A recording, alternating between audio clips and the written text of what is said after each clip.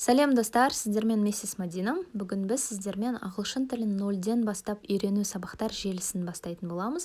Ағылшын тілінде алфавиттен бастап кітап оқуға дейінгі деңгейге жетуге көмектесетін сабақтар желісі болады деп ойлаймын. Және бірінші сабақ міндетті түрде бізде әліпби, яғни ағылшын алфавиті.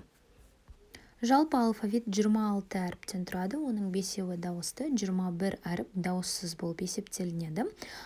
Келесі әріптердің барлығын менімен бірге қайталап жаттығуларыңызды сұраймын.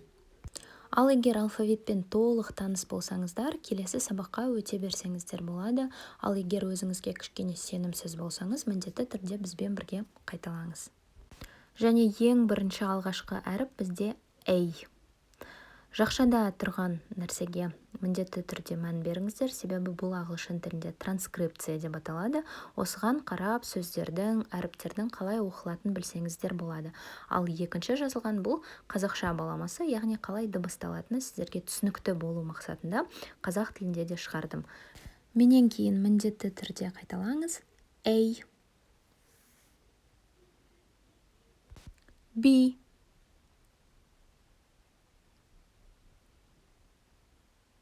C,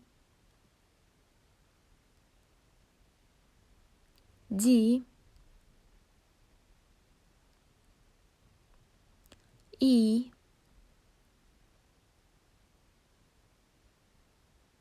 F, G,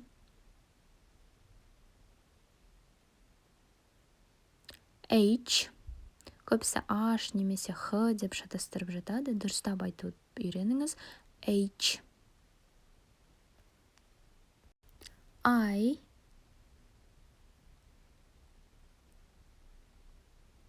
J,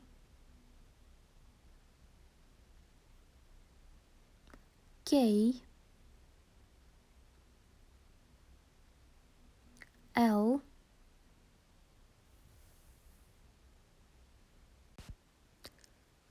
M, N,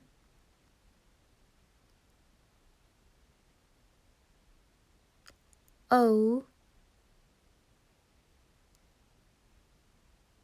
P,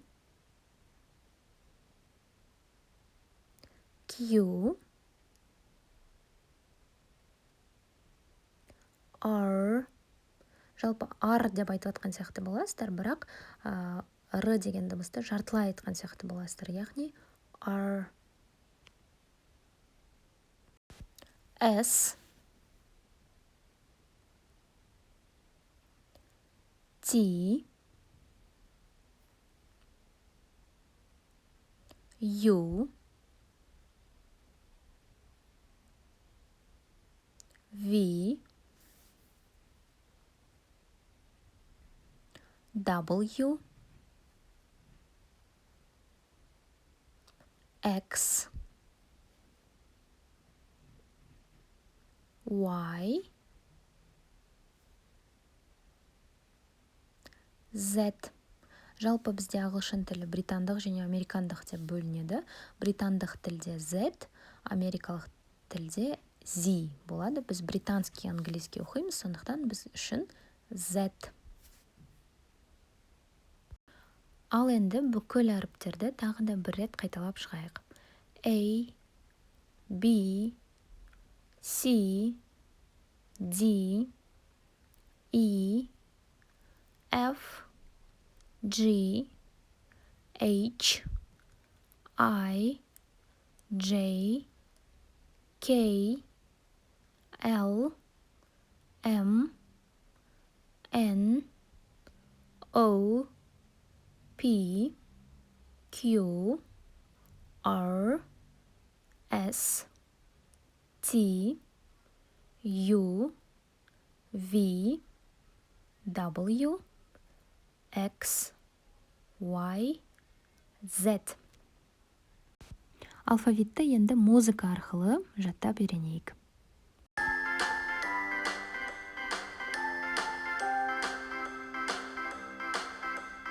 B, C, D, E, F, G, H, I, J, K, L, M, N, O, P, Q, R,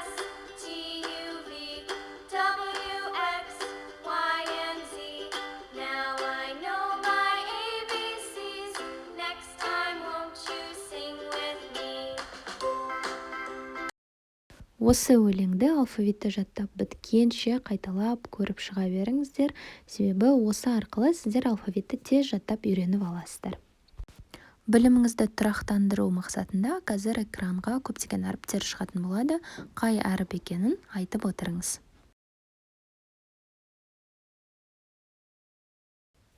И,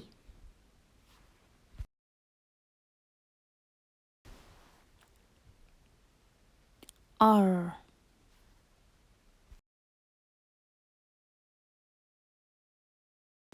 Y,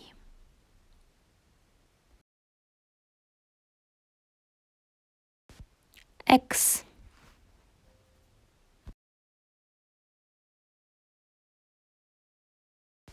V,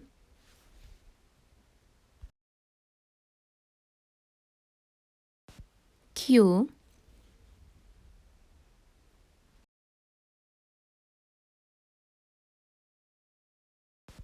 W,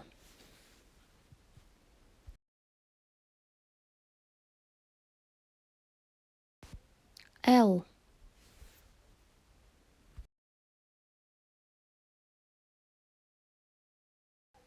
K,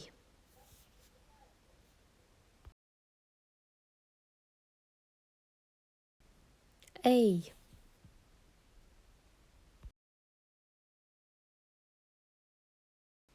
U,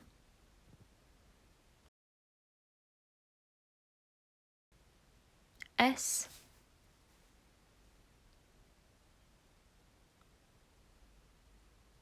P,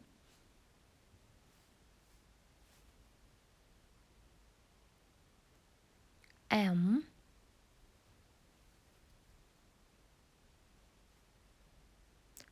J,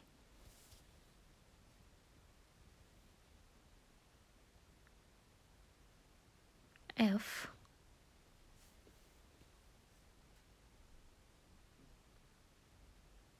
D. Егер берілген тапсырманы ешқандай қиындықсыз орындап шықсаңыз, онда сіз молодецсіз. Себебі ағылшын тілі алфавитін сіз бүгін жаттап алдыңыз. Келесі сабақтарда біз екі әріпті бір-бірімен қосқанда қандай дауыс шығатынын үйренетін боламыз, және сабақтардың соңында уже 10-шы сабақтарға таман кітап оқып үйренетін жағдайға жететін боласыздар. Сіздермен болған миссис Мадина. Видео ұнаса, каналға тіркеліп, видеоға лайк басып, түсінбеген тақырыптарыңызды комментарийге жазып кетсеңіздер болады, мен міндетті түрде жауап қайтарамын. Сіздерге үлкен рахмет. Goodbye.